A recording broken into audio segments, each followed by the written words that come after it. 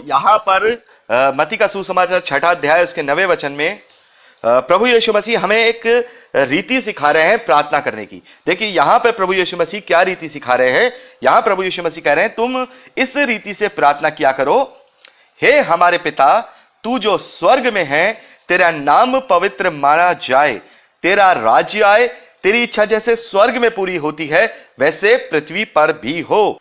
हमारी दिन भर की रोटी आज हमें दे, और जिस प्रकार हमने अपने अपराधियों को क्षमा किया वैसे ही तू भी हमारे अपराधों को क्षमा कर, और हमें परीक्षा में ना डाल परंतु बुराई से बचा, क्योंकि राज्य पराक्रम महिमा सदा तेरे ही हैं। आमीन।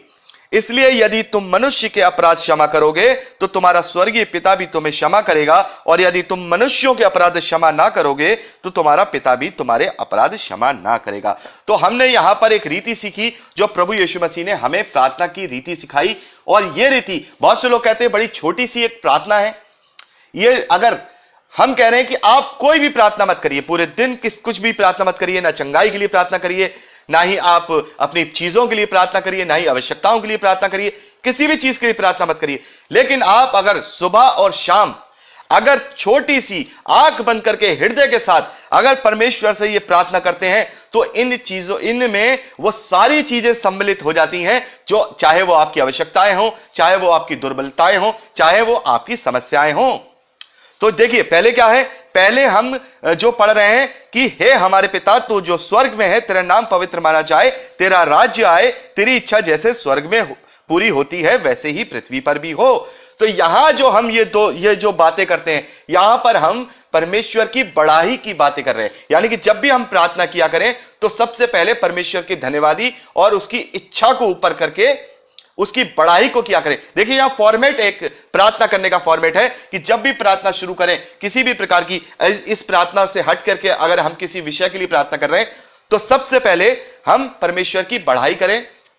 सबसे पहले हम परमेश्वर की क्या करें, स्तुति करें और उसकी इच्छा को अपने ऊपर प्रबल करें। फिर दूसरी बात,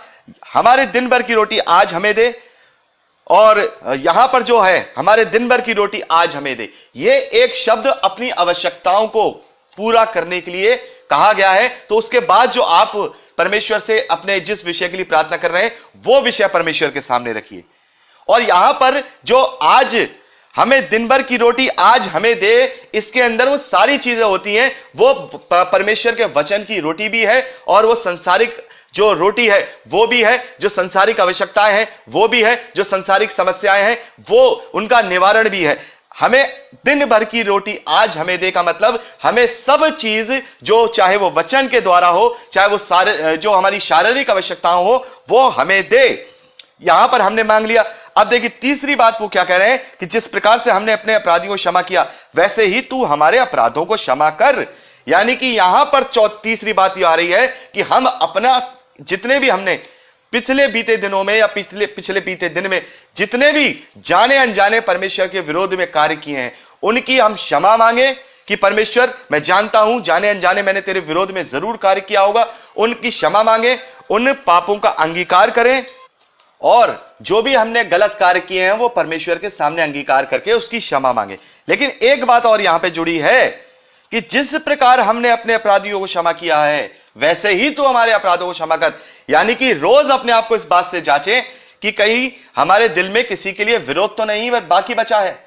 क्या हमने आज किसी को जो हम जिसे क्षमा कर सकते थे हमने उसे क्षमा किया है कि नहीं। तो सबसे पहले इस प्रार्थना से हम जब सुबह सुबह बोलते हैं तो ऐसे नहीं कि हमने बोल दिया जल्दी जल्दी, हे हमारे पिता तू जो स्वर्ग में है तेरा राज्य। नहीं भाई, आप अपने आप से और परमेश्वर के बीच में एक पूरे दिन का एग्रीमेंट बांध रहे हैं प्रार्थना करके। और जब आप उससे क्या कह रहे हैं कि आप मेरे परमेश्वर आप मेरे अपराधों को क्षमा कीजिए जैसे कि मैंने अपने अपराधियों को क्षमा किया है, तो वहां आपको परमेश्वर से अंगीकार करने से पहले उन सभी लोगों के विषय में जिनके विषय में आपके हृदय में विरोध है उन्हें क्षमा करना होगा, उन्हें माफ करना होगा। तो तीसरी चीज क्या है, हम परमेश्वर से अपने गुनाहों का अंगीकार करें। और फिर क्या है, गुनाहों का अंगीकार करने के बाद फिर एक ये फॉर्मेट आया कि अब हमें शैतान से और शैतान की परीक्षाओं से बचा।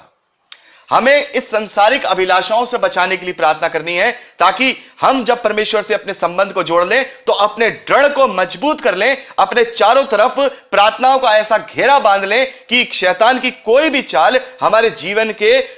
में को भेद ना पाए, हमें छू ना पाए, हम उसकी परीक्षा में न पड़े। यहां पर हमें परीक्षा में न ला परंतु बुराई से बचा। बुराई क्या है? बुराई का दूसरा जो पर्यायवाची बाइबल में पाया जाता है वो शैतान है। लोगों को लगता है कि बुराई क्या है? हमें शैतान के भरमाने के द्वारा हमें बचा, और वो हम प्रभु यीशु मसीह के नाम से कहते हैं कि प्रभु यीशु मसीह तेरे नाम से हम शैतान से बचाए जाएं, वो हमें कभी भी किसी भी प्रकार से परीक्षा में ना ला पाए। और उसके बाद जब हम प्रार्थना का अंत करते हैं तब क्या है कि राज्य, पराक्रम और महिमा सदा तेरे हो। बाद में भी परमेश्वर की बढ़ाई और उसके धन्यवादी के साथ, उसके आदर और महिमा के साथ अपनी प्रार्थना का क्या करें? हम वहां पे समापन करें। तो ये 4 स्टेप है। जब हम प्रार्थना करें तो परमेश्वर के धन्यवादी के साथ शुरुआत करें, फिर अपने मन की जो हमारे जो विषय है प्रार्थना का वो करें, अपने पापों का अंगीकार करें, और फिर शैतान से परीक्षा से बचने के लिए प्रार्थना करें, और फिर वापस से परमेश्वर की बढ़ाई करते हुए अपनी प्रार्थना का समापन करें। और मैं आप लोगों से कहना चाहता हूं कि ये जो प्रार्थना है ये छोटी प्रार्थना नहीं है, ये सबसे,